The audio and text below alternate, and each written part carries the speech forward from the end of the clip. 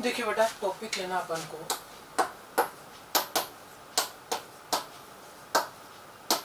Solid state. बेटा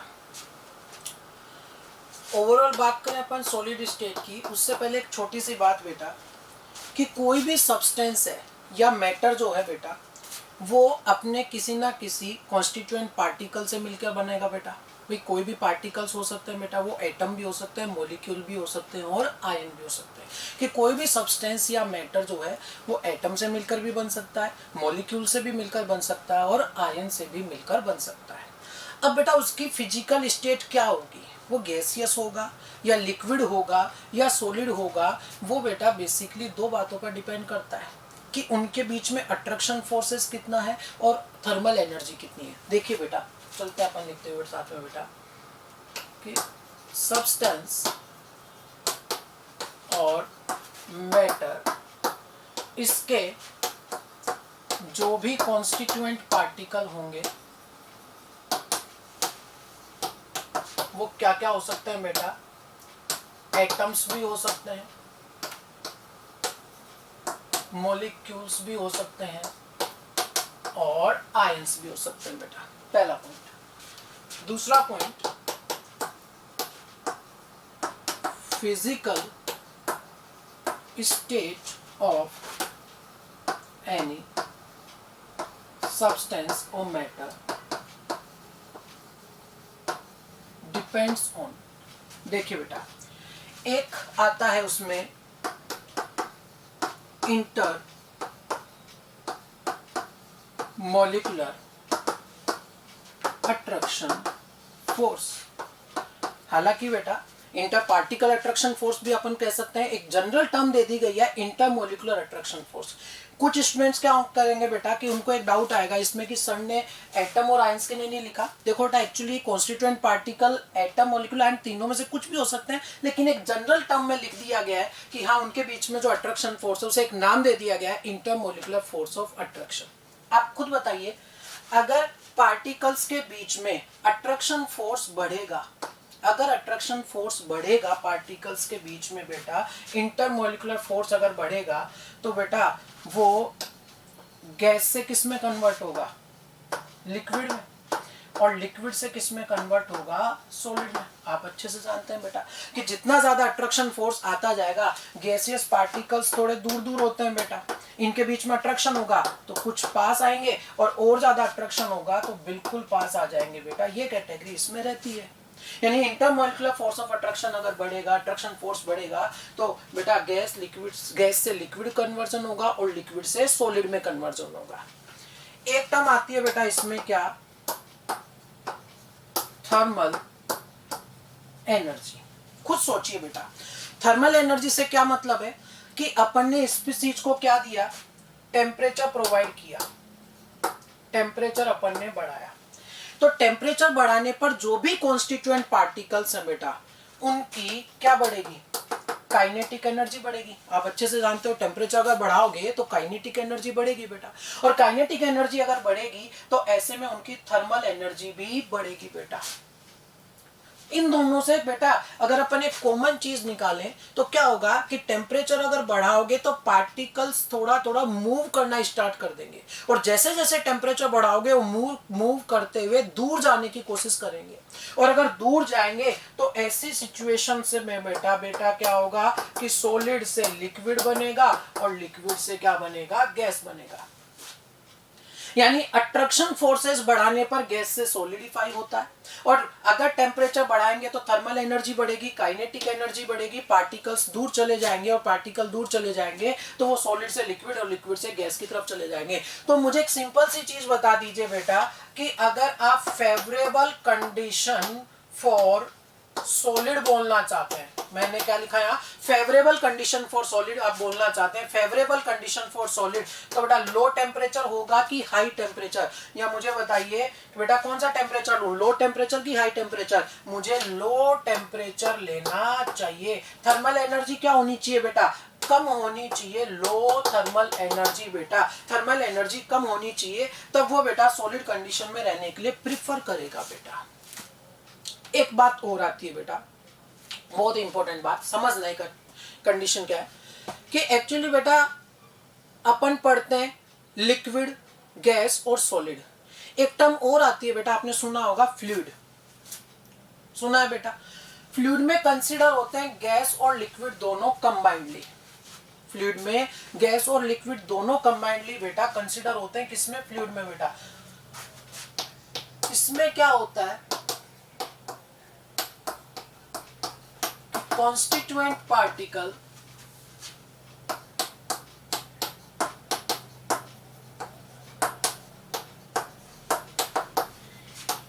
are free to flow. Flow करने के लिए फ्री होता है, मैं कहूँ फ्लो करने के लिए बेटा, चलने के लिए, फ्लो करने के लिए। और इसमें कौन कौन कंसीडर होते हैं बेटा? गैस और लिक्विड, ये दोनों कंबाइंडली फ्लूइड बोल दिए जाते हैं। बात करें बेटा अपन इसमें सॉलिड की नॉर्मली, तो यहां पर क्या होगा कि कॉन्स्टिट्यूएंट पार्टिकल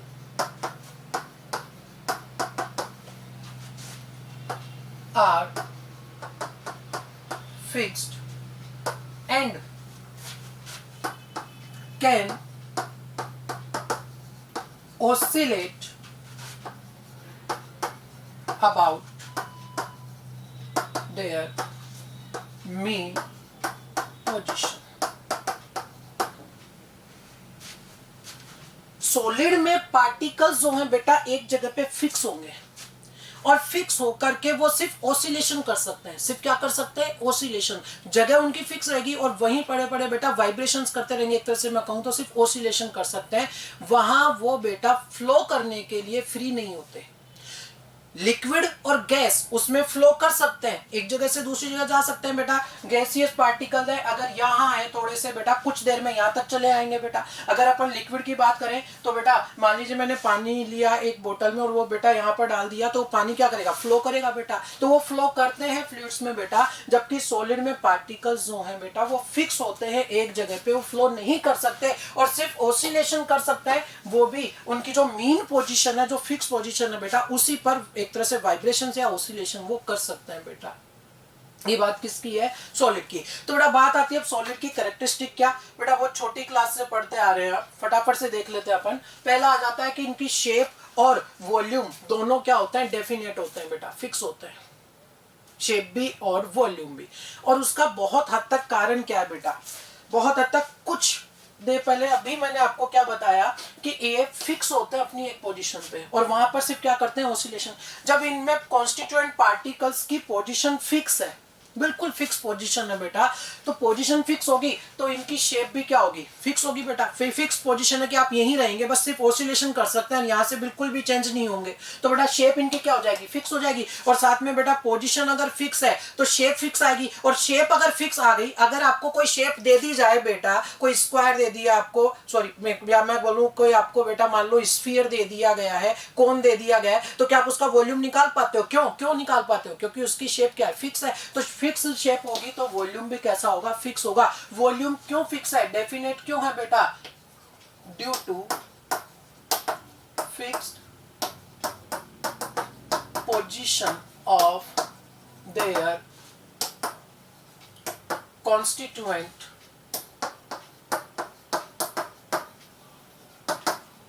पार्टिकल्स, कि इनके कॉन्स्टिट्यूएंट पार्टिकल की जो बेटा पोजीशन है वो फिक्स होती है। फिक्स होने का कारण भाई अपन ने ये तो बोल दिया कि वहां पर कॉन्स्टिट्यूएंट पार्टिकल्स जो हैं उनकी पोजीशन फिक्स होती है, वो सिर्फ ऑसिलेशन कर सकते हैं। अब कोई आपसे पूछे कि आखिर ऐसा क्या हो गया कि भाई लिक्विड और गैस जो है उनमें फिक्स नहीं है जबकि इनमें फिक्स है, जबकि मिलकर बने। एक चीज सिंपल बताओ मुझे, H2O है, H2O वेपर फेज में भी होता है, लिक्विड फेज में भी होता है और सॉलिड फेज में भी होता है बेटा। अब वेपर फेज में उसके लिए वॉल्यूम फिक्स नहीं है, जिस कंटेनर में डालोगे उसका वॉल्यूम आ जाएगा, उसकी शेप फिक्स नहीं है बेटा।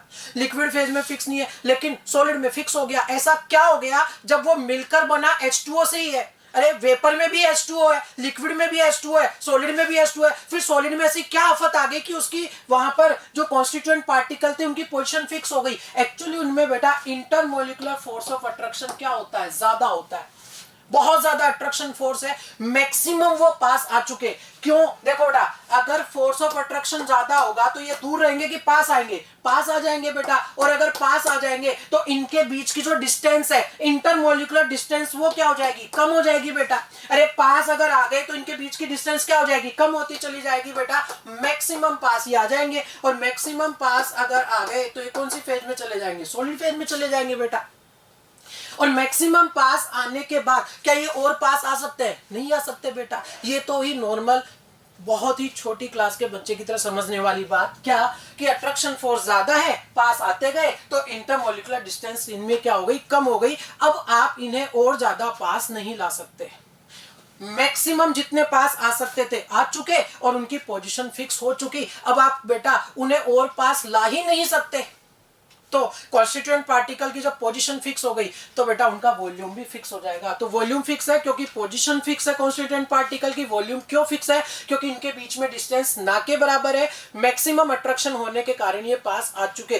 अब अपन थोड़ी सी बेटा इसमें कंसेप्चुअल बात भी कर लें कि आखिर ऐसा क्या हो गया इसमें। समझना, ये मान लीजिए बेटा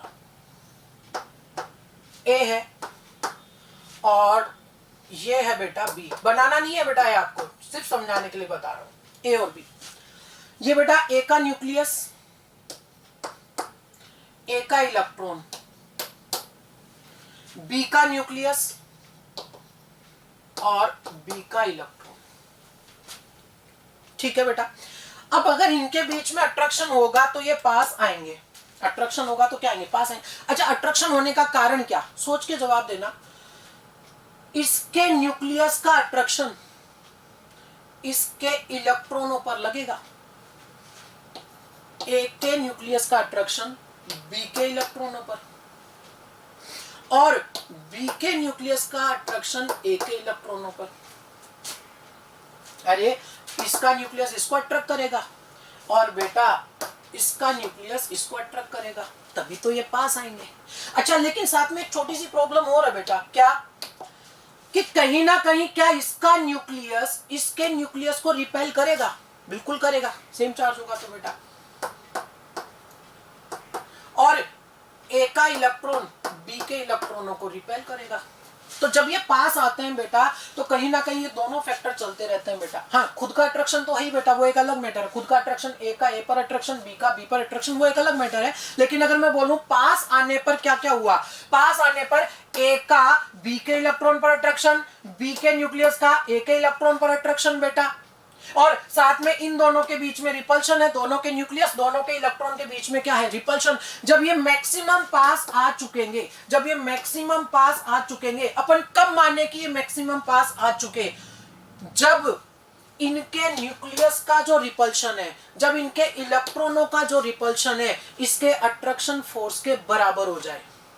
कि टोटल अट्रैक्शन जो हो रहा था ए का बी के इलेक्ट्रॉनों पर, बी का ए के इलेक्ट्रॉनों पर, कि नेट अट्रैक्शन और नेट रिपल्शन दोनों क्या हो जाए? बराबर। मैक्सिमम पास इतना ही आ सकता है, चाहे वो कोई भी सॉलिड हो। भाई अलग अलग सॉलिड अलग अलग रेंज में पास आते हैं ना बेटा। ऐसा थोड़ी कि सारे सॉलिड का पैकिंग फ्रैक्शन सेम हो जाता है, सेम नहीं होता बेटा। कोई ज्यादा पास आता है, कोई कम पास आता है बेटा। तो उसका कारण क्या बेटा? कैसे एक्सप्लेन करें अपन उस बात को? वो इससे समझ आता है कि किसी के न्यूक्लियस का दूसरे के इलेक्ट्रॉन पर अट्रैक्शन, इसके न्यूक्लियस का इसके इलेक्ट्रॉन पर अट्रैक्शन, वो तो लग रहा है अट्रैक्शन फैक्टर। न्यूक्लियस का न्यूक्लियस पर रिपल्शन लगेगा, इलेक्ट्रॉन का इलेक्ट्रॉन पर रिपल्शन लगेगा। तो बेटा ये इनको दूर भगाना चाहता है, ये इनको पास लाना चाहता है। मैक्सिमम पास कब आ जाएंगे? जब ये बराबर होगा। अब कुछ सोच रहे हैं कि बराबर होगा तो फिर मैक्सिमम पास कहां है? अगर रिपल्शन डोमिनेंट हो गया तो ये रुकेंगे कि दूर जाना शुरू कर देंगे? वापस दूर जाना शुरू कर देंगे। हुआ क्या देखो कि पहले ये दोनों दूर दूर थे, क्या डोमिनेंट था? अट्रैक्शन डोमिनेंट था। पास आते चले गए, पास आने पर बेटा इनमें फाइनली अट्रैक्शन और रिपल्शन सिमिलर रेंज में आ गए। अगर आप इससे ज्यादा पास लाओगे तो इससे ज्यादा पास लाने पर इनमें रिपल्शन डोमिनेंट हो जाएगा। क्या डोमिनेंट हो जाएगा? रिपल्शन। और रिपल्शन डोमिनेंट आ गया तो ये वापस दूर भागेंगे। यानी क्या इनको और पास लाना पॉसिबल है? नहीं है। यानी मैं क्या इनको कंप्रेस कर सकता हूं? नहीं कर सकता। और कंप्रेस नहीं हो पा रहे, दैट मीन्स कैसे हैं, रिजिड है बेटा, ये इन्हें कंप्रेस करना पॉसिबल नहीं है। आई क्या बात समझ में बेटा? क्या लिखा हुआ एक पॉइंट बेटा कि रिजिड है और नॉन कंप्रेसिबल है। इसका कारण क्या होगा कि इनमें इंटरमॉलिक्यूलर फोर्स ऑफ अट्रैक्शन बहुत ज्यादा है और डिस्टेंस क्या है, कम है, और ऐसे में इन्हें और कंप्रेस करना पॉसिबल नहीं है बेटा। ठीक है, क्या ये कंडीशन समझ आई आपको बेटा? मैं यहाँ पर लिख सकता हूँ नॉन कंप्रेसिबल है, इन्हें और कंप्रेस करना पॉसिबल नहीं है। क्यों? क्योंकि मैक्सिमम ये इस कंडीशन में जब आ चुके, जब रिपल्शन अट्रैक्शन इक्वल हो चुके, मैक्सिमम पास आ चुके, उससे ज्यादा पास लाओगे तो न्यूक्लियस न्यूक्लियस का रिपल्शन और इलेक्ट्रॉन इलेक्ट्रॉन का रिपल्शन डोमिनेंट हो जाएगा और इन्हें दूर भगाना शुरू कर देगा। पॉइंट क्लियर है बेटा? Next, constituent particle can oscillate about their mean position. बिल्कुल आपको अभी एक्सप्लेन कर चुका मैं कि वास्तव में मीन पोजीशन पे सिर्फ एक ही जगह पे, फिक्स पोजीशन पे सिर्फ ऑसिलेशन कर सकते हैं, ये फ्लो नहीं कर सकते बेटा। क्लियर है आपको बेटा? अब बात आती है कि सॉलिड जो है वो अरेंजमेंट के बेसिस पर, अरेंजमेंट के बेसिस पर, किसके अरेंजमेंट के बेसिस पर? इनके कॉन्स्टिट्यूएंट पार्टिकल के अरेंजमेंट के बेसिस पर। वे जिनसे ये मिलकर बना है उनके अरेंजमेंट के बेसिस पर दो तरह का हो सकता है, एक क्रिस्टलाइन और एक एमॉर्फस बेटा।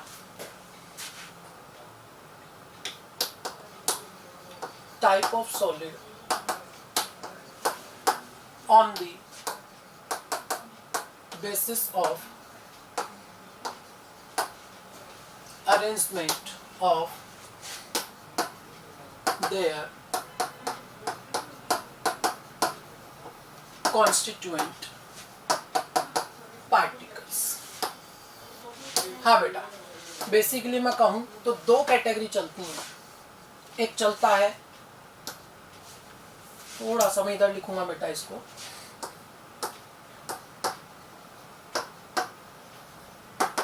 क्रिस्टलाइन, और एक चलता है एमॉर्फस। क्या बेसिक डिफरेंस है दोनों में बेटा? एमॉर्फ एक ग्रीक वर्ड है और जिसका मतलब होता है बेटा इर्रेगुलर। दैट मीन्स क्या कि यहां पर इर्रेगुलर अरेंजमेंट है किसका? कॉन्स्टिट्यूएंट पार्टिकल का। इतना काफी है बेटा, इर्रेगुलर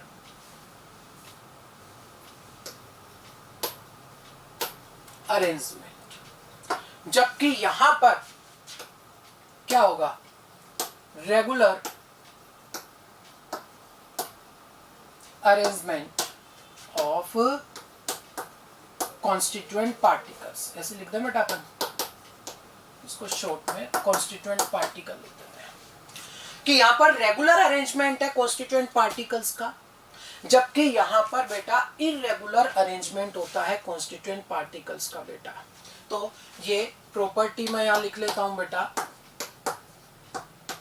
पहला क्या आ गया इसमें बेटा? डिफरेंस लेते हुए चलें तो पहला आ गया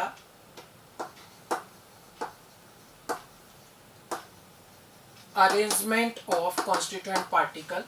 क्रिस्टलाइन में कैसा है? रेगुलर, इसमें इरेगुलर। मतलब क्या?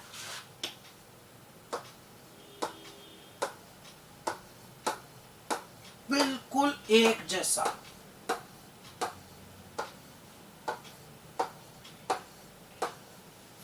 जबकि इसमें कुछ भी फिक्स नहीं है बेटा।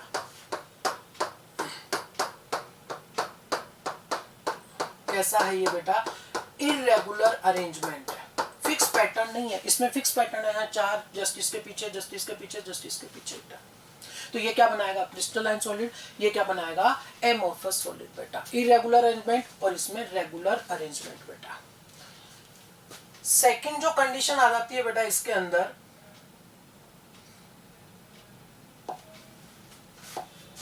प्रॉपर्टीज में,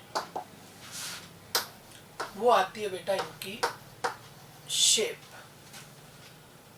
मुझे बताइए बेटा कि जो क्रिस्टलाइन है उसमें कैसा अरेंजमेंट है? रेगुलर। अगर रेगुलर अरेंजमेंट है तो बेटा इनकी जो शेप होगी वो बताइए बेटा, डेफिनेट होगी या इरेगुलर शेप होगी? बताइए बेटा, डेफिनेट शेप होगी या इरेगुलर शेप होगी? खुद ही बताइए बेटा। अगर अरेंजमेंट बिल्कुल रेगुलर है तो शेप जो है वो कैसी होगी? डेफिनेट शेप होगी बेटा। मैं लिखूंगा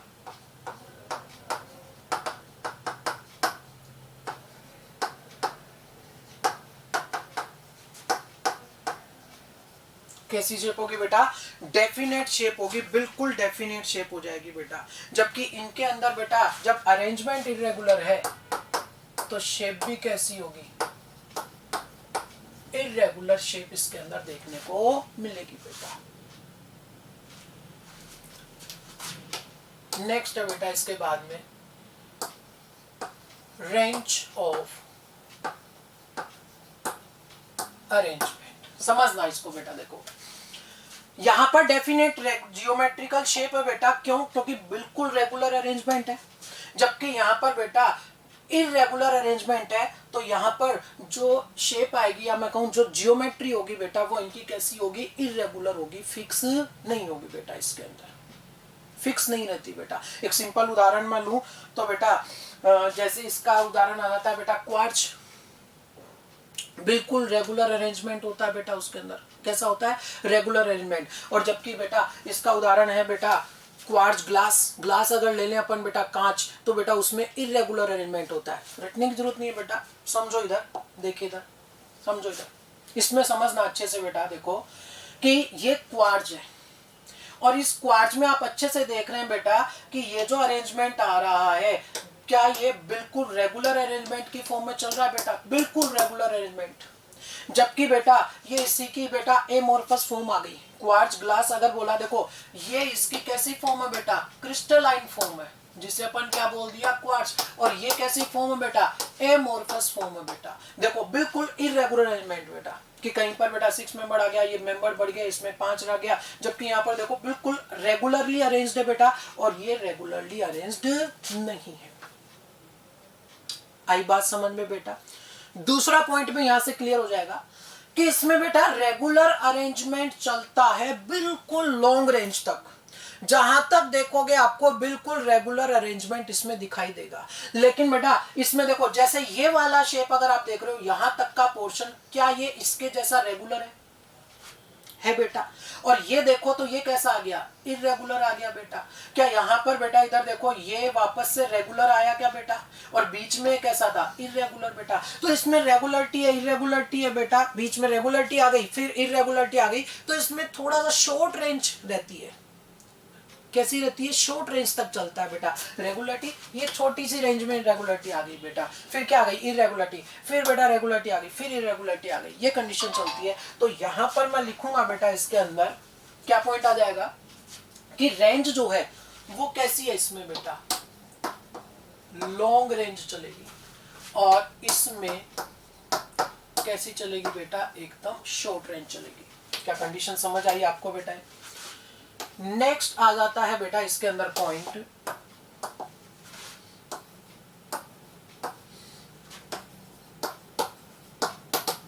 मेल्टिंग पॉइंट।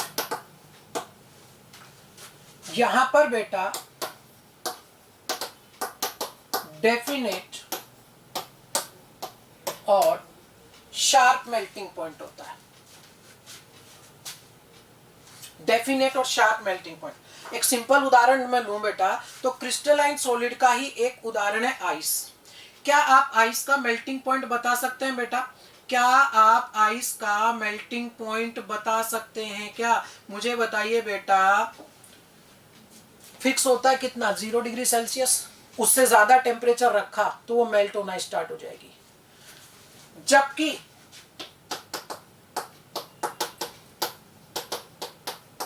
इससे ऊपर फिक्स है बेटा, इससे ज्यादा लेते ही बेटा ये मेल्ट होना स्टार्ट हो जाता है। अब बात आती है किसकी बेटा? एमोर्फस सॉलिड की। इसमें कंडीशन क्या होती है बेटा? आपने कभी प्लास्टिक देखा है? रटो मत, सोचो थोड़ा सा बेटा। प्लास्टिक देखा आपने? प्लास्टिक जो है बेटा वो एमोर्फस सॉलिड का उदाहरण है। किसका? एमोर्फस सॉलिड का। प्लास्टिक समझना। कभी आपने प्लास्टिक को गर्म किया है? अगर आपने गौर से कभी भी देखा हो तो प्लास्टिक की जो पॉलीथीन वगैरह जो भी होती है ना बेटा, उन्हें जब अपन गर्म करते हैं तो पूरी पॉलीथीन एक साथ मेल्ट नहीं होती। जब अपन गर्म करते हैं तो पहले बेटा एकदम वो ऐसी, कोई भी प्लास्टिक लिया मैंने बेटा, जैसे मान लीजिए बेटा अपने पास में ये यहाँ पर ये ही प्लास्टिक है, ठीक है, इसको मैं जब गर्म करूंगा तो पहले ये एकदम सॉफ्ट होकर के लटक जाएगा, ठीक है, और फिर बेटा ड्रॉप बाय ड्रॉप इसमें से कुछ कुछ प्लास्टिक यहां से रिमूव होता रहेगा, ड्रॉप बाय ड्रॉप। क्या ये पूरा एक साथ मेल्ट हुआ? नहीं हुआ बेटा। तो यहां पर पहले ग्रेजुअली सॉफ्टन कंडीशन में आएगा बेटा, ठीक है, और टेम्परेचर की रेंज में जब तक मैं इसे हीट देता रहूंगा, जब तक टेम्परेचर बढ़ाता रहूंगा, तब तक ये ड्रॉप बाय ड्रॉप रिमूव होता रहेगा। तो सॉलिड से लिक्विड की फॉर्म में ड्रॉप में आया, मतलब मेल्ट तो हो गया, लेकिन क्या एक फिक्स टेम्परेचर पे मेल्ट हुआ? नहीं, पूरी एक रेंज चली बेटा जहां पर ये मेल्ट होता रहा धीरे धीरे धीरे धीरे बेटा। आई क्या बात समझ में? क्रिस्टलाइन सॉलिड में ऐसा नहीं होता। आपने क्या किया बेटा कि आपने कुछ भी चीज ली बेटा, मान ली ये लिया, इस पर आपने क्रिस्टलाइन सॉलिड रखा, इसको गर्म करना शुरू किया, जैसे ही मेल्टिंग पॉइंट क्रॉस करेगा वो पूरा एक साथ मेल्ट हो जाएगा। लेकिन आपने प्लास्टिक लिया, गर्म करते जाओ, पूरा एक साथ मेल्ट नहीं होता बेटा, पहले वो ग्रेजुअली सॉफ्टन होगा और फिर बेटा एक लॉन्ग रेंज के साथ धीरे धीरे धीरे धीरे वो बेटा ड्रॉप बाय ड्रॉप मेल्ट होता हुआ चला जाएगा। ऐसे में कंडीशन क्या आ रही है बेटा कि उसकी वास्तव में मेल्टिंग पॉइंट जो है शार्प नहीं है, डेफिनेट नहीं है बेटा। क्या लिखूंगा? Gradually soften at a large range of temperature। Temperature की बड़ी रेंज पर बेटा, एक बड़े टेम्परेचर रेंज के अंदर वो धीरे धीरे सॉफ्टन होते हुए मेल्ट होता है, उसमें बेटा डेफिनेट और शार्प मेल्टिंग पॉइंट नहीं होता। क्या ये कंडीशन समझ आई आपको बेटा? फ्लो करता रहता है धीरे धीरे। कौन सा? एमोर्फस सॉलिड या प्लास्टिक। तो बेटा यहीं से एक और चीज क्लियर हो जाएगी, enthalpy of fusion delta HF क्या इसमें फिक्स्ड होगी? जवाब तो दो बेटा, बिल्कुल फिक्स्ड होगी बेटा। इसके अंदर भाई एक फिक्स टेम्परेचर पे मेल्ट होना है तो अपन को एक फिक्स हीट उसे सप्लाई करनी पड़ेगी बेटा। लेकिन यहां पर एंथैल्पी ऑफ फ्यूजन जो है बेटा, ये फिक्स्ड नहीं होगी। क्यों? क्योंकि बेटा एक लॉन्ग रेंज टेम्परेचर पे बेटा वो मेल्ट होता रहेगा धीरे धीरे, तो यहां पर ये फिक्स नहीं होगा। जबकि ये कैसा होगा, इसकी एंथैल्पी ऑफ फ्यूजन बेटा जो है एकदम फिक्स रहेगी और वहां पर फिक्स नहीं रहेगी। कंडीशन समझ आई बेटा आप लोगों को यहां तक की? बोलो भाई। नेक्स्ट पॉइंट आ जाता है बेटा इसके बाद में, इसमें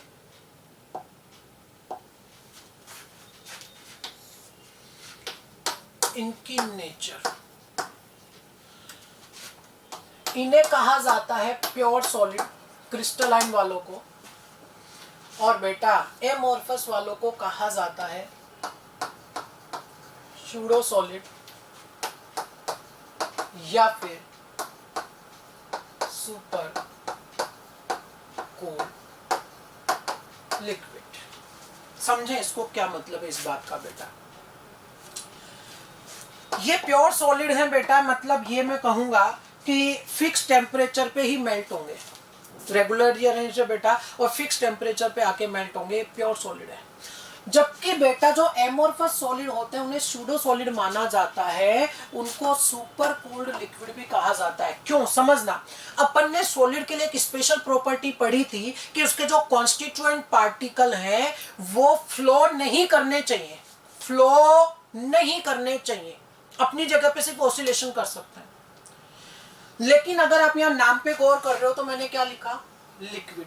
लिक्विड लिखा है, दैट मीन्स ये फ्लो कर रहे हैं बेटा, थोड़ा थोड़ा फ्लो करते हैं, थोड़ा बहुत ही माइन्यूट फ्लो करते हैं बेटा।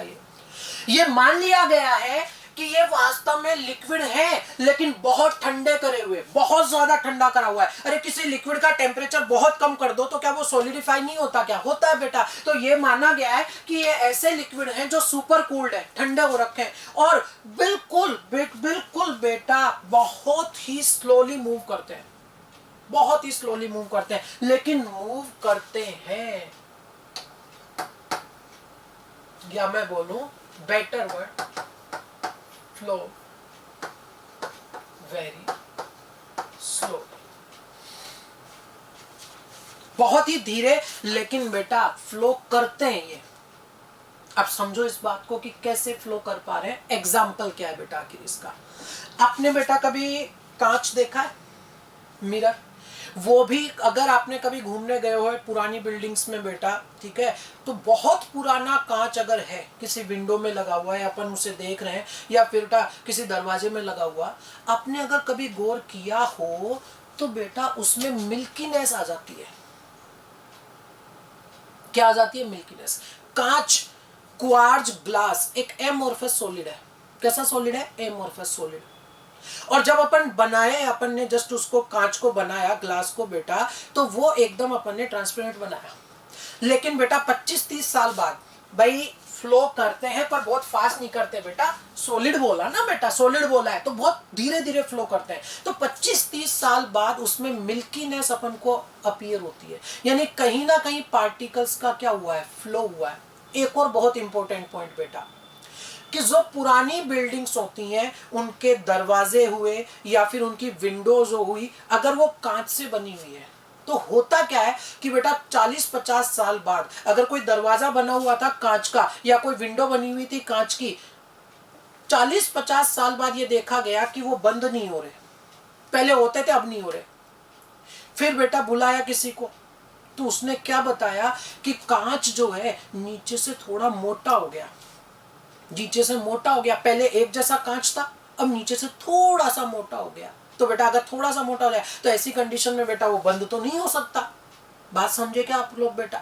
आखिर वो क्यों हुआ? क्योंकि एक्चुअली बेटा कांच जो है वो एक सुपर कूल्ड लिक्विड माना गया है, सूडो सॉलिड माना गया है। इसमें फ्लो होता है पार्टिकल्स का, लेकिन बहुत ही कम स्पीड के साथ, वेरी स्लो फ्लो होता है बेटा। फ्लो होता है पर बहुत ही कम, और ऐसे में धीरे धीरे कांच ग्रेविटेशनल फोर्स के कारण नीचे ही तो जाएगा ना बेटा, ऐसा थोड़ी ऊपर चला जाएगा, नीचे ही आएगा और नीचे आकर के जमा हो जाएगा। तो ग्लास पेन्स जो होते हैं बेटा पुरानी बिल्डिंग्स के बेटा, विंडो के हुए या डोर्स के हुए, वो थोड़े से मोटे हो जाते हैं, और वहां से एविडेंस आता है इस बात का बेटा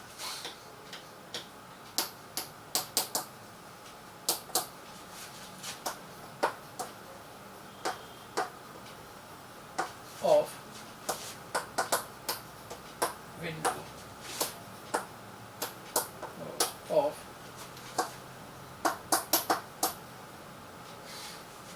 एंशिएंट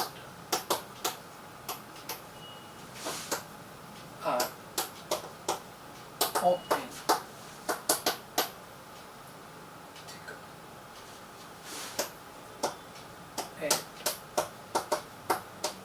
बॉटम।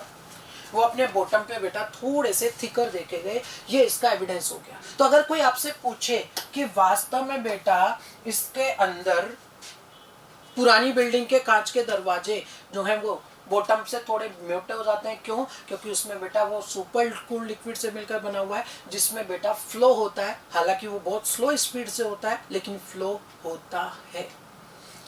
क्या ये कंडीशन समझ आई? दूसरा पॉइंट कि इन्हें सुपर कोल्ड लिक्विड या सूडो सॉलिड क्यों बोला गया? क्यों बोला गया? तो उसका रीजन क्या रहा? उसका रीजन रहा कि इसमें कॉन्स्टिट्यूएंट पार्टिकल्स फ्लो करते हैं बहुत ही कम स्पीड के साथ। बेटा ये बात आपको आनी चाहिए कि amorphous solid are called super cooled liquid because in these solid constituent particles can flow in very slow speed। बेटा इसका रीजन रहा, यहां मैं लिख दूं बेटा कि ये रीजन हो गया किस बात का? इन्हें सूडो सॉलिड बोलने का या सुपर कूल्ड लिक्विड बोलने का। बेटा नेक्स्ट आता है इसके बाद में बेटा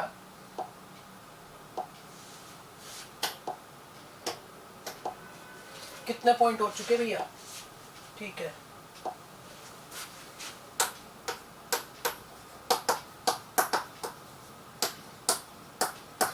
अब बात आती है कि अगर इन्हें काटा जाए शार्प एज टूल से बेटा, तो इनकी कटिंग कैसे होगी। सीधे चलते हैं प्रैक्टिकल बातों पे बेटा। अपन यहां जब इसे काटा जाता है तो जिन पीसेस में कटेगा वो बेटा एकदम स्मूथ और प्लेन सरफेस के साथ होते हैं, जबकि उसे जब काटा जाता है एमोर्फस को, तो बेटा ये रफ सरफेस के साथ, मैं कहूं इरेगुलर सरफेस के साथ कटता है। एग्जाम्पल पे आते हैं बेटा अपन सीधे। आपने कहीं भी काम चल रहा हो तो कहीं पर कांच कटते हुए देखा है बेटा, ग्लास कांच कटते हुए देखा है। आपने गौर किया हो तो कांच को काटने के लिए जो भी कटर आता है, स्पेशल कटर आता है बेटा, वो उस पर 2-3 लाइन ऐसे बनाता है, फिर उसे तोड़ देता है, वो कट जाता है।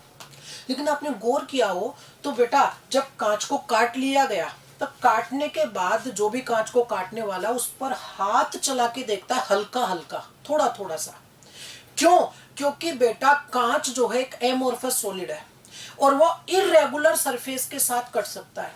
कैसी सरफेस के साथ? इरेगुलर सरफेस के साथ। और अगर वो इरेगुलर सरफेस के साथ कटेगा तो कहीं ना कहीं अगर इरेगुलर सरफेस बीच में आई तो अपन अगर हाथ तेजी से घुमा दे तो अपना हाथ कट सकता है, क्योंकि सरफेस कैसी है? इरेगुलर बेटा।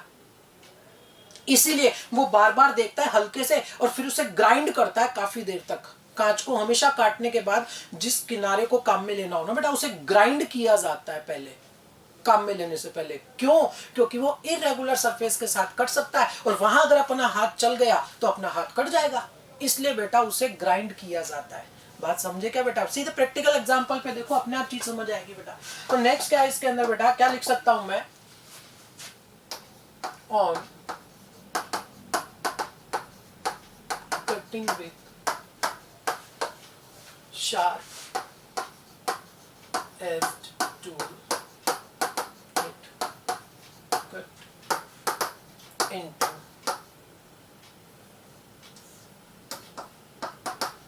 pieces with plain and regular surface। और यहां पर क्या आएगा? कट विथ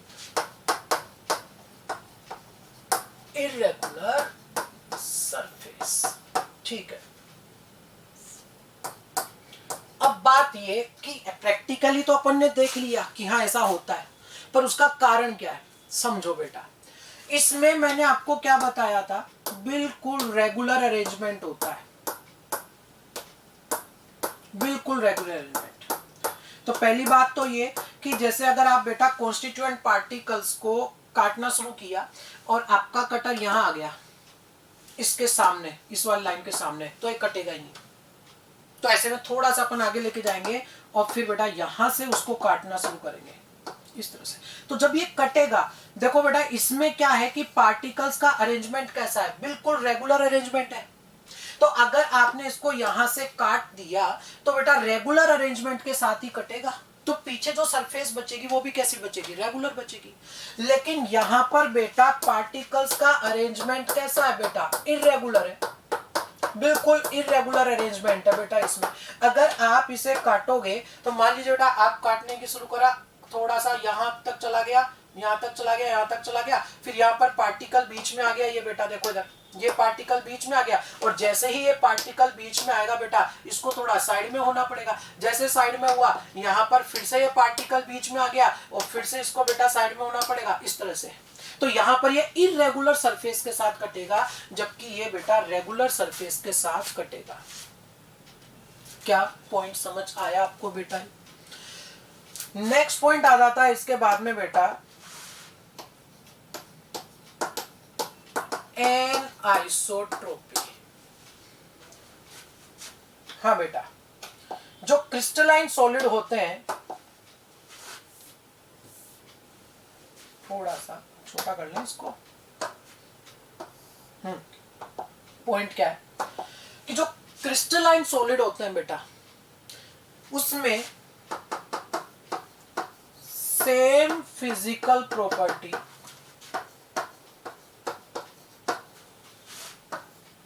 है, different values in different direction.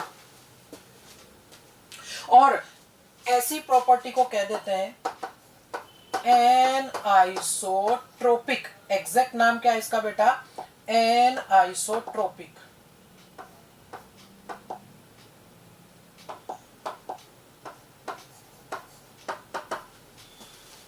और इसमें क्या है?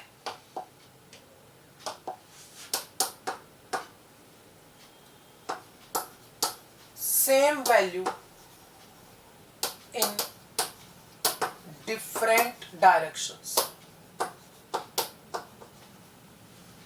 और डिफरेंट डायरेक्शन में भी सेम वैल्यू है, तो इसे कहा जाता है क्या?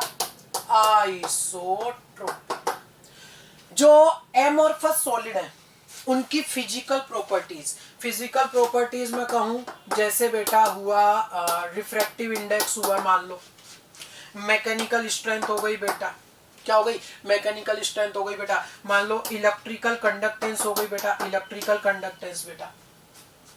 तो वास्तव में जो क्रिस्टलाइन सॉलिड है, कौन से? क्रिस्टलाइन सॉलिड, उनके अंदर क्या होता है बेटा कि एक ही फिजिकल प्रॉपर्टी अलग अलग डायरेक्शन में मेजर करने पर अलग अलग देखने को मिलती है बेटा, अलग अलग देखने को मिलती है। समझना क्यों? मुझे बताइए कि यहां पर अरेंजमेंट कैसा है? एकदम रेगुलर, एकदम रेगुलर। ठीक है। अब आप रिफ्रैक्टिव इंडेक्स देखना चाह रहे हैं बेटा, ठीक है, रेडिएशन काम आएगी। अगर रेडिएशन मान लो यहां से गुजरी तो सामने ये 4 पार्टिकल आ रहे हैं। कितने आ रहे हैं? 4। अगर मान लो रेडिएशन बेटा यहां से गुजरी तो एक भी नहीं आया। अगर मान लो बेटा रेडिएशन कुछ इस तरह से गुजरी यहां से बेटा, ऐसे जा रही है, मैं कहूं तो बेटा इधर से चली गई, तो कितने पार्टिकल आएंगे? सिर्फ 2 सामने। तो मुझे बताइए कि रिफ्रैक्टिव इंडेक्स की वैल्यू सेम मिलेगी कि अलग अलग? भाई यहां ये 4 है, यहां पर ये कितने आ गए बेटा? कितने पार्टिकल बीच में आए? सिर्फ 2 आए। यहां पर बेटा एक भी नहीं आया बीच के अंदर। मैकेनिकल स्ट्रेंथ भी इसकी अलग है। मैंने बोला ना बेटा कि आप यहां सामने से कट करना चाहते हो तो नहीं होगा, क्योंकि सामने कॉन्स्टिट्यूएंट पार्टिकल आ गया। हाँ, बीच में जो थोड़ी सी जगह बची थी बेटा, भाई सॉलिड 100% पैकिंग किसी की नहीं होती, कुछ ना कुछ जगह बची होती है, और इस जगह में यहाँ रेगुलर अरेंजमेंट है, तो अगर यहाँ जगह है तो आगे भी होगी और ये कट जाएगा पूरा, तो मैकेनिकल स्ट्रेंथ इसकी अलग हो गई बेटा। तो वास्तव में एक ही फिजिकल प्रॉपर्टी अलग अलग डायरेक्शन में अलग अलग वैल्यू उसकी मिल रही है, और ऐसे को क्या कहते हैं? एनआइसोट्रोपी। और ऐसा तब होता है जब रेगुलर अरेंजमेंट हो, फिक्स हो बेटा, फिक्स है, चीजें बिल्कुल फिक्स है कि यहां से काटोगे नहीं कटेगा, बीच में जगह काटोगे कट जाएगा, डायरेक्शन बदली, चीज बदली, थोड़ी सी जगह बदली तो बेटा फिजिकल प्रॉपर्टी की वैल्यू बदल गई। इधर से रिफ्रैक्टिव इंडेक्स अलग आएगा, इधर से अलग आएगा, इधर से अलग आएगा बेटा। क्या बात समझे क्या? थोड़ी बहुत। चलो एक उदाहरण में देता हूं बेटा। आपने पढ़ा होगा ग्रेफाइट, पढ़ा है ना बेटा ग्रेफाइट? जवाब तो दो भाई। ग्रेफाइट पढ़ा है ना बेटा? अगर बेटा बात करें अपन ग्रेफाइट की, तो कंडीशन क्या आती है ग्रेफाइट में बेटा?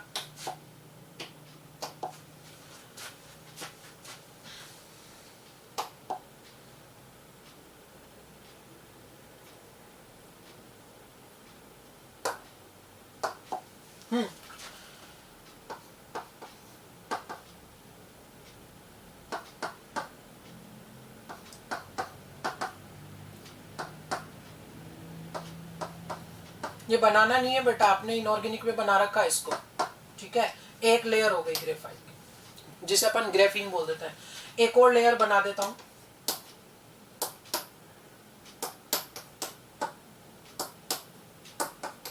ठीक है बेटा, ये 2 लेयर आ गई फुल मिलाकर के। ग्रेफाइट आप अच्छे से जानते हो कि कंडक्टेंस फ्लो कर सकता है, कंडक्टेंस फ्लो कर सकता है। अच्छा, एक चीज मैं क्लियर कर दूं आपको कि ग्रेफाइट जो है बेटा एक क्रिस्टलाइन सॉलिड का एग्जांपल है। आ जाएगा कि कौन कौन से हैं, पर अभी मैं बता दूं कि ग्रेफाइट एक क्रिस्टलाइन सॉलिड का एग्जांपल है। इसमें बेटा कंडक्टेंस जो होती है, इलेक्ट्रॉन जो फ्लो करता है वो इस एक लेयर के अंदर करेगा या इस लेयर के अंदर करेगा बेटा, विद इन लेयर, इस लेयर के अंदर करेगा। इलेक्ट्रॉन का फ्लो जो है बेटा, आपको सर ने पढ़ा रखा अच्छे से, इलेक्ट्रॉन का फ्लो जो है बेटा नहीं सुना तो आप सुन लो। इलेक्ट्रॉन का फ्लो ये वाला फ्लो नहीं होता और ये वाला फ्लो होता है। यानी इलेक्ट्रॉन का फ्लो इधर हो रहा है, इधर नहीं हो रहा। यानी एक ही प्रॉपर्टी इलेक्ट्रिकल कंडक्टेंस, लेकिन दो अलग डायरेक्शन में देखने पर दो अलग अलग वैल्यूज की दिख रही है। एक लेयर से दूसरी लेयर बेटा अगर मैं इसको क्या मान लूं हॉरिजॉन्टल, इसको हॉरिजॉन्टल, तो वर्टिकल फ्लो नहीं हो रहा और हॉरिजॉन्टल फ्लो हो रहा है बेटा। कैसा हुआ नीचे में? एन आइसोट्रोपिक प्रॉपर्टी हो गई। कैसी होगी? एन आइसोट्रोपिक बेटा। जबकि यहां पर क्या होता है बेटा, कौन सा सॉलिड? Amorphous solid. अगर मैं एमॉर्फस सॉलिड की बात करूं तो इसके अंदर क्या होता है बेटा कि बिल्कुल इरेगुलर अरेंजमेंट है, इरेगुलर अरेंजमेंट है। आप बेटा मान लो यहां से आपने इसको कट करना शुरू किया तो ये बेटा इरेगुलर सरफेस के साथ आपको कट के मिला। चलो मान लो मैं इसको बेटा यहां से कट करना शुरू करता तो क्या ये रेगुलर दे देगा? चलो चेक करते हैं। ये गया ये, हाँ पहली बात तो यहां से कट करेगा ही नहीं। क्यों नहीं करेगा बोलो बेटा? क्योंकि सीधे सीधे सामने कौन सा पार्टिकल आ गया? कॉन्स्टिट्यूएंट पार्टिकल आ गया। तो देखो चलो मान लो मैंने यहां से कटिंग शुरू करी इसकी, ये इधर गया, सामने पार्टिकल आ गया, घूमेगा, मान लो इधर घूम गया, फिर सामने पार्टिकल आ गया, इधर घूम गया, फिर सामने पार्टिकल आ गया, फिर घूमेगा, किधर भी जा सकता है। तो आप कहीं से भी कट करो ना, मिलेगा तो इरेगुलर ही बेटा।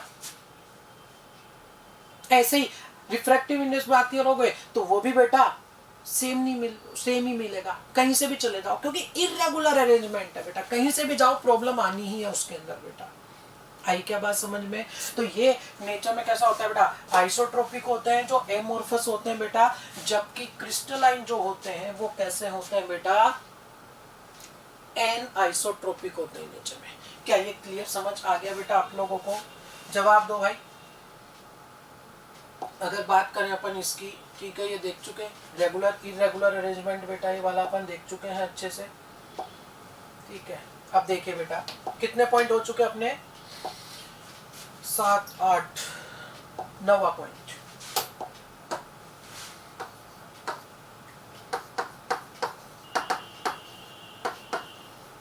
कूलिंग का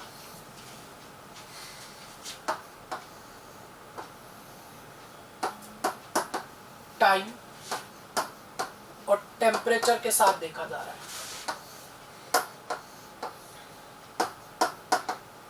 सॉरी,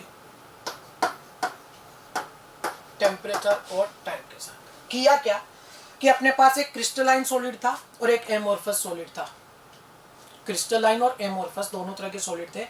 क्या किया कि दोनों को गर्म करके लिक्विड फॉर्म में ले आए और फिर उसे रख दिया। आप भी जानते हो गर्म किया मतलब अपन ने रूम टेम्परेचर से ज्यादा टेम्परेचर दिया और वो लिक्विड फेज में आ गए। जब अपन उसे रख देंगे तो बेटा रूम टेम्परेचर तक टेम्परेचर कम होता आएगा। टेम्परेचर अगर कम होगा तो बेटा वो लिक्विड से वापस सॉलिडिफाई होंगे, ठीक है। तो जैसे जैसे टाइम गुजरेगा, अपन ने पहले क्या किया कि गर्म करके रख दिया, काफी गर्म कर दिया, 90 डिग्री सेल्सियस तक लिक्विड में आ गए। अब अपन ने रख दिया तो रूम टेम्परेचर तो अपना 25 डिग्री सेल्सियस है ना बेटा। वापस से जैसे जैसे समय गुजरेगा हीट रिलीज होगी उनसे और ऐसे में बेटा उनका टेम्परेचर क्या होगा? कम होता है। तो एक्चुअली क्या होता है कि जो एमोर्फस सॉलिड है उसमें इनिशियली बेटा टेम्परेचर ज्यादा था, जैसे जैसे टाइम गुजरेगा उनका टेम्परेचर कंटिन्यूअस डिक्रीज होता चला जाता है बिना किसी चेंज के। लेकिन यहां क्या देखा गया कि कम होता है, लेकिन एक सिचुएशन ऐसी आती है जहां पर ये कुछ देर के लिए बराबर सा चलता है एक जैसा और फिर वापस से कम होता है। आखिर ऐसा क्या हो गया? यहां बेटा एक्चुअली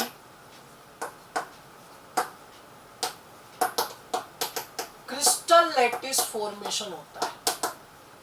समझना कि आपने उसे रख दिया, जैसे जैसे टाइम गुजरेगा टेम्परेचर कम होना चाहिए था, लेकिन जब वो लिक्विड से सॉलिडिफाई होगा और अगर वो क्रिस्टलाइन सॉलिड बनाएगा, देखो एमोर्फस सॉलिड में क्रिस्टल नहीं होते, एमोर्फस सॉलिड में फिक्स क्रिस्टल नहीं होते, लेकिन इसमें बेटा क्रिस्टल होता है, क्रिस्टल लैटिस होता है इसके अंदर बेटा, फिक्स अरेंजमेंट होते हैं बेटा।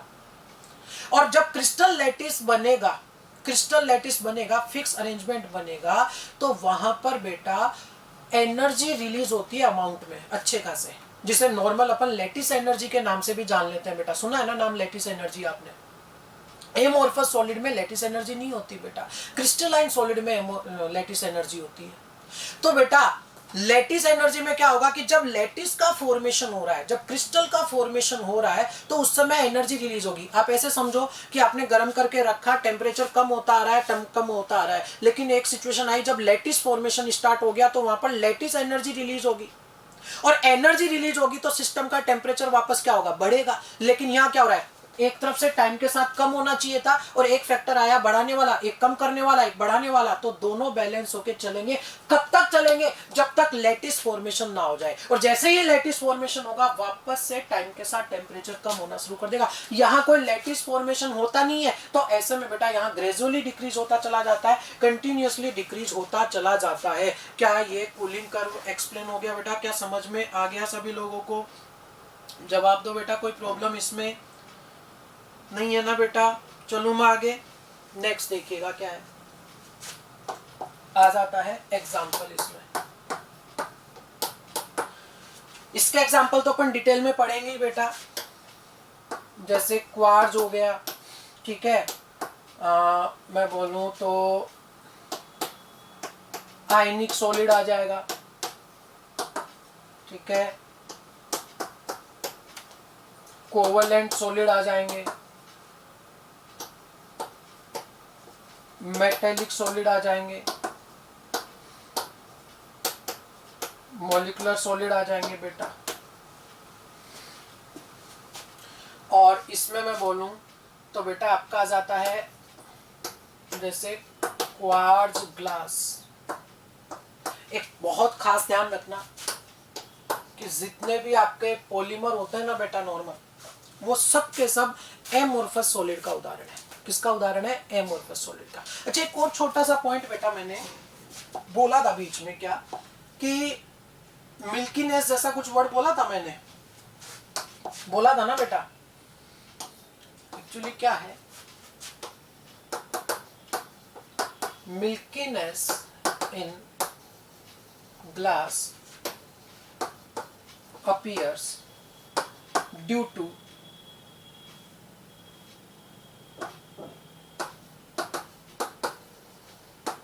inclusion of crystalline property in it. Milkiness in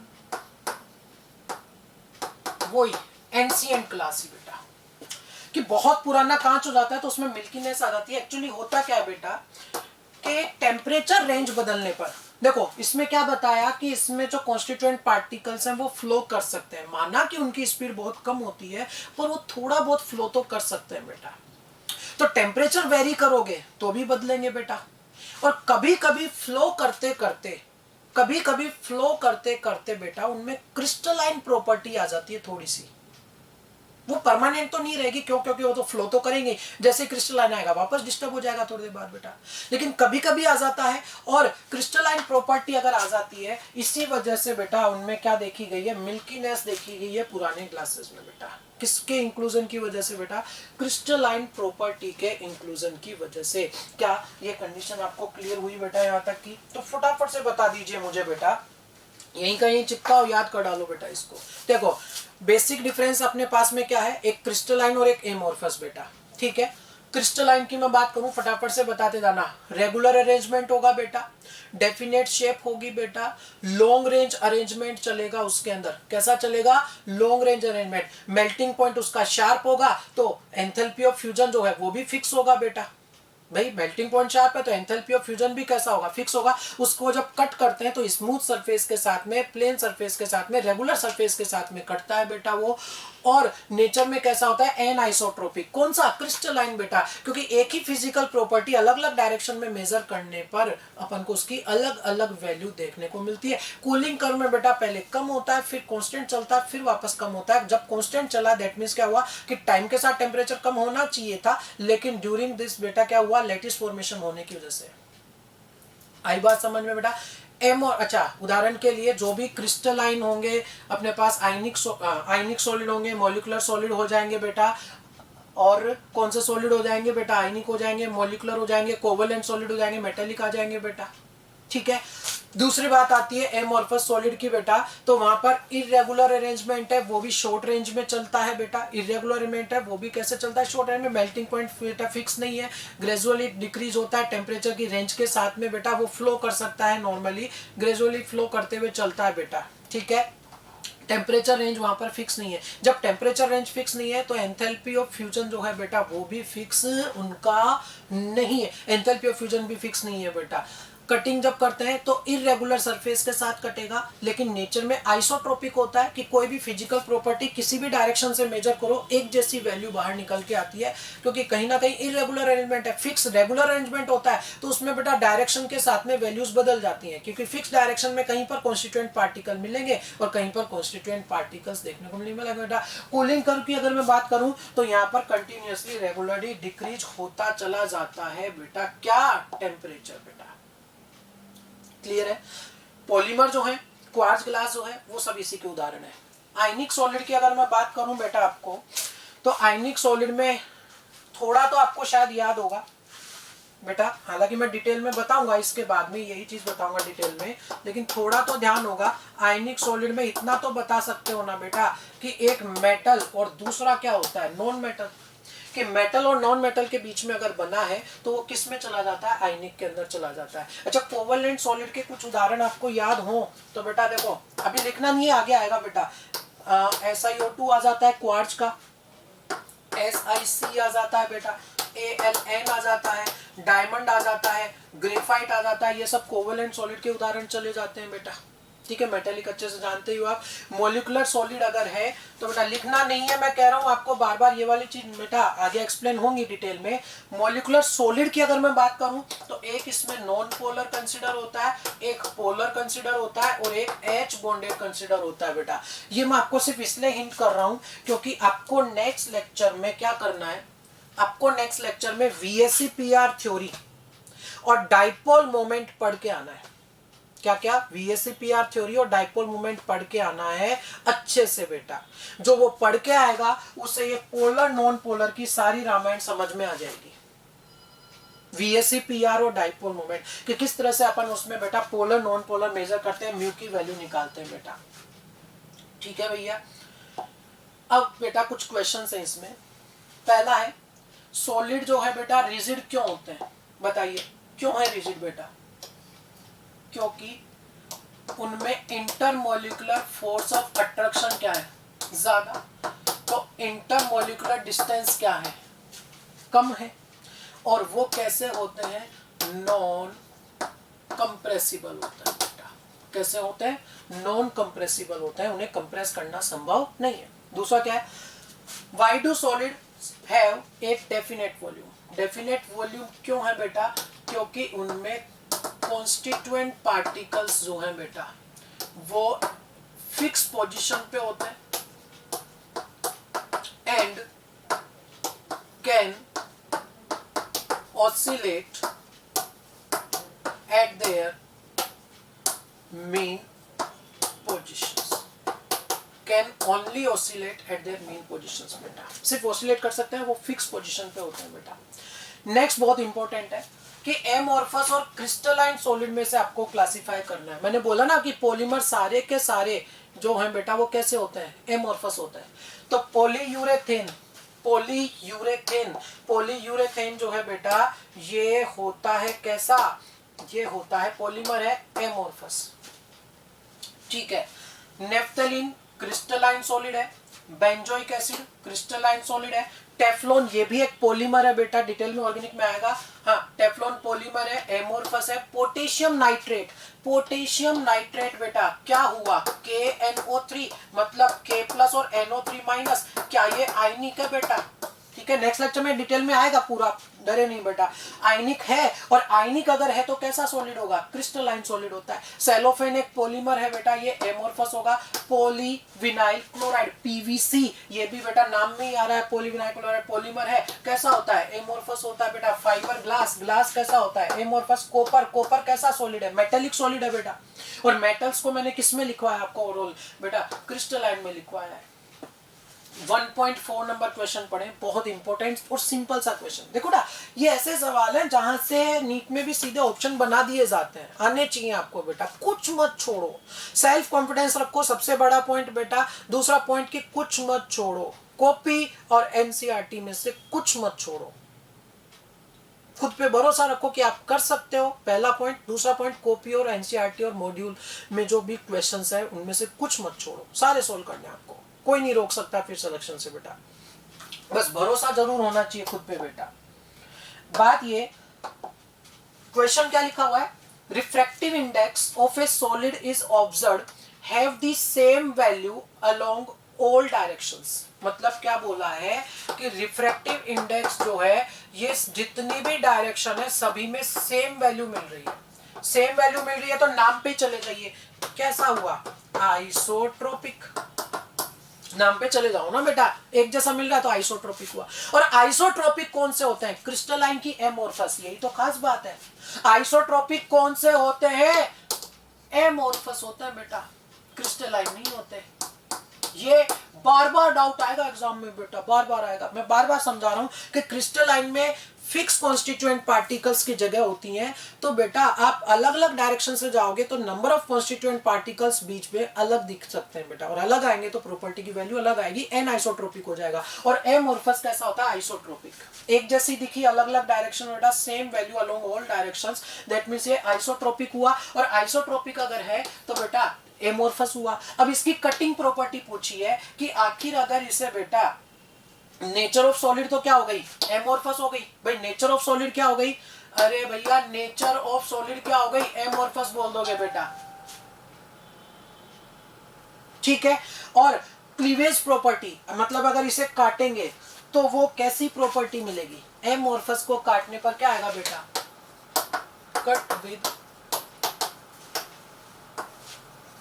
irregular surface, कि इर्रेगुलर सरफेस के साथ में कटता है। कैसे सरफेस के साथ में, इर्रेगुलर सरफेस के साथ में। क्लियर है बेटा यहाँ तक का।